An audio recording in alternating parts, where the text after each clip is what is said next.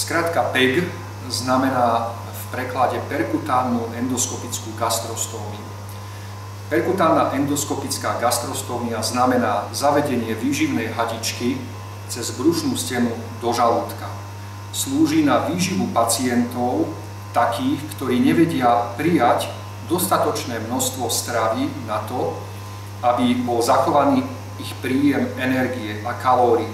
Vidíme to aj na tejto schéme. Je to schéma PEGu, kedy tunak vidíme vonkajšie prostredie pred brušnou stenou. Tieto dve čiary znázorňujú brušnú stenu a tu je žalúdok. PEG to je vlastne hadička zavedená zvonku cez brušnú stenu do žalúdka. Je vnútri s otvorom a s kanálom a pomocou striekačiek dokážeme podávať špeciálnu výživu dovnútra priamo do žalúdka, ak je to potrebné z hľadiska nutrície výživy pacienta.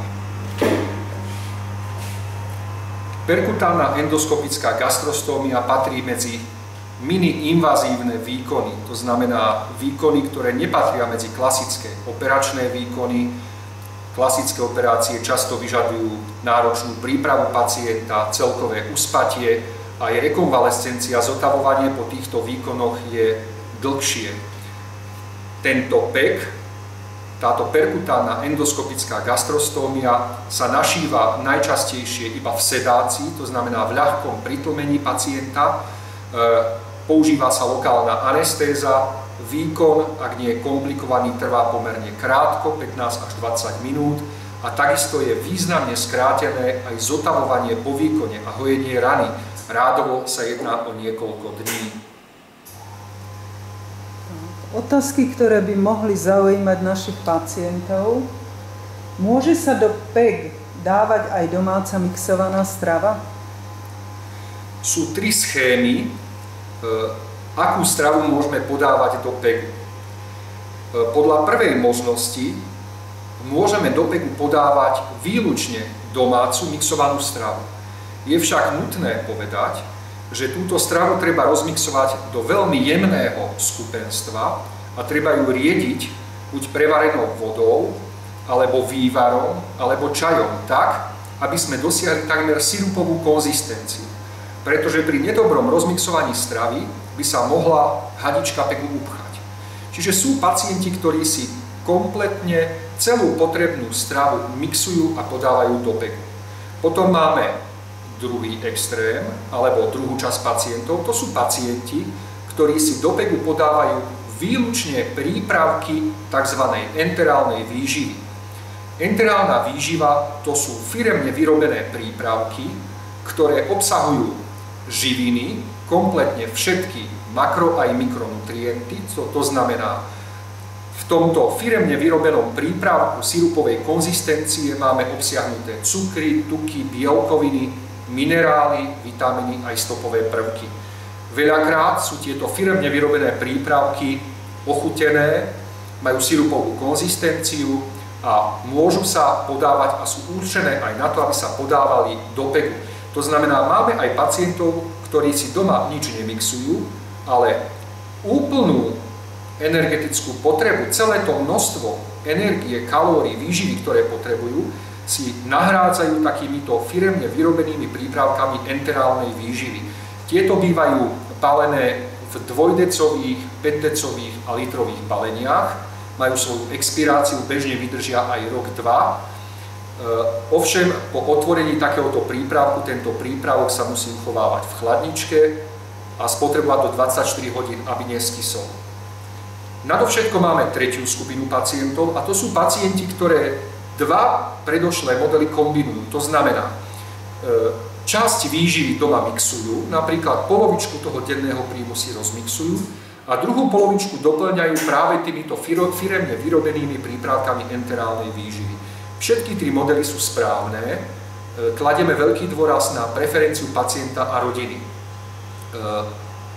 Pri tom, aby sme sa rozhodli, aký typ výživy budeme pacientovi podávať. Koľkokrát denne by mal pacient prijímať stravu cez PEG a v akých dávkach? Je štandardom a je zaužívané pravidlo, že pacientom sa podáva do PEGu strava 6 krát denne. To množstvo varíruje od 300 do 500 ml. Samozrejme, treba rátať množstvo akýchkoľvek tekutín, to znamená, ak napríklad si pacient niečo rozmixuje a podá, tak k tomu musíme prirátať aj prípadnú enterálnu výživu, ktorú si vstrekne do PEGu, a takisto musíme prirátať do toho množstva prijatých tekutín aj preplach, pretože ten PEG po každom vstreknutí stravy sa musí prepláchnuť. Tá jednotlivá dávka tohto súčtu prijatej potravy a tekutín by mala byť 300 až 500 ml a štandardne sa podáva 6 krát denne. Ovšem máme pacientov, ktorí nestolerujú takéto niekoľko decové množstvo prijatej stravy, čo sa môže prejaviť tak, že po aplikácii povedzme 400 ml rozmixovanej stravy majú krče v bruchu, vidíme, že reagujú bolestivo, majú bolestivé grganie, sú nafúknutí, plynatí. Čiže v takýchto vybratých prípadoch robievame aj to, že skrátime podávací interval a znížime tú jednotlivú dávku. To znamená napríklad, že pacient si podáva 8 až 10 krát denne do PEGu výživu, ale len 2 decilitre, 200 ml. Je potrebné odsať obsah žalúdka pred podaním ďalšej dávky? Odsatie obsahu žalúdka sa v literatúre doporučuje, ale nezaznamenali sme nejaký väčší prínos tohoto manévru.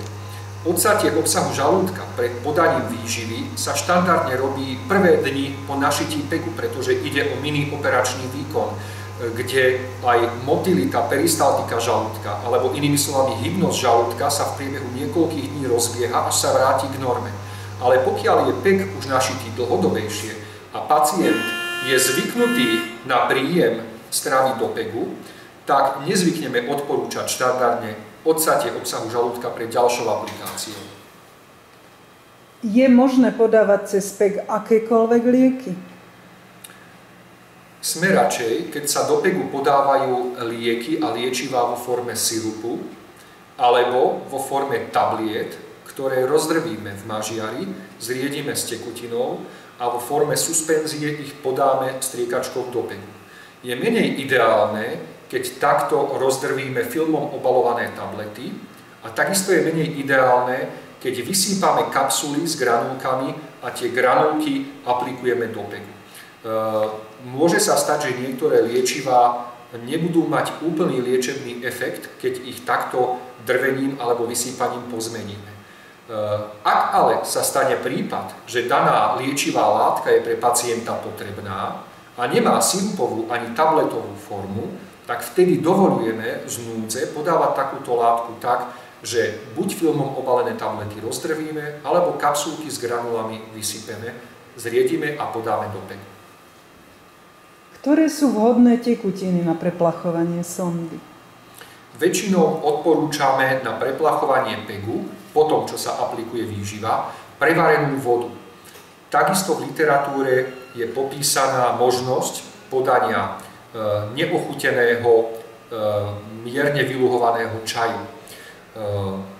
V prípade, že sa hadička PEGu pripchá, je vhodné iba v tomto prípade použiť silne perlivé minerálne vody, ktoré vybublia, vyšumia nachytané nečistoty a veľakrát spriechodnia hadičku PEGu.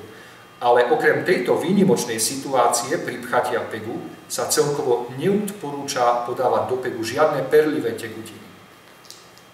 Kto predpisuje prípravky enterálnej výživy, teda na koho sa môže pacient obrátiť?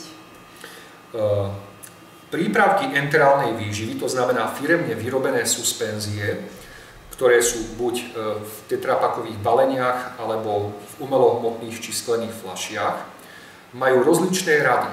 Väčšina tých prípravkov, tých základných prípravkov, bežných, najčastejšie predpisovaných, je uvoľnená pre predpis akéhokoľvek lekára. To znamená, či už praktický lekár, alebo lekár akejkoľvek odbornosti, po splnení istých kritérií môže indikovať a predpísať pacientovi niektorý zo základných výživových prípravkov. Ale v klinickej praxi sa najčastejšie stretávame s tým, že enterálne roztoky a prípravky predpisuje gastroenterológ alebo onkológ. Súvisí to možno aj so skladbou pacientov, pretože najčastejšie sa implantuje PEG vtedy, ak je porucha príjmu potravy z nejakých dôvodov. Veľmi často sú to zúženia alebo nádory v dutine ústnej, v krku či v pažeráku. Ďalšia veľká skupina pacientov sú neurologickí pacienti s pomaly sa zhoršujúcimi ochoreniami, ako je sklerózis multiplex alebo amyotrofická laterálna skleróza. A ďalšia veľká skupina sú pacienti v paliatívnej starostlivosti, pacienti po politraumách, po vigilnej kóme alebo niektorí iní. Taktiež musíme spomenúť, že sú isté aj špeciálne prípravky enterálnej výživy, či už sú to prípravky pre diabetikov alebo pre isté konkrétne skupiny ochorení. Tieto prípravky sú preskripčne obmedzené, nemôže ich písať každý lekár, ale väčšinou len určitý úzko špecializovaný odborník, napríklad pľúcny lekár, gastroenterológ, nefrológ alebo onkológ. Môže sa pacient so zavedeným PEG kúpať v kúpalisku alebo v mori? Prvé 2 až 3 týždne po zavedení PEGu, vzhľadom k tomu, že na bruchu je čerstvá rana, ktorá sa ošetruje ako každá iná rana, vzhľadom k tomu sa neodporúča prvé tieto 2 až 3 týždne celkový kúpeľ. Odporúča sa len lokálna hygiena alebo kúpeľ s tým, aby sme zabezpečili tú oblasť PEGu v suchom prostredí. Ovšem po zhojení brušnej steny a potom, ako vznikne preformovaný kanál v brušnej stene, to znamená po viac ako 3 týždňoch od zavedenia PEGu, ak nie sú žiadne iné komplikácie, napríklad zápalové komplikácie, tak pacient sa môže kúpať či už vo vani, na kúpalisku alebo v mori. Ďakujem.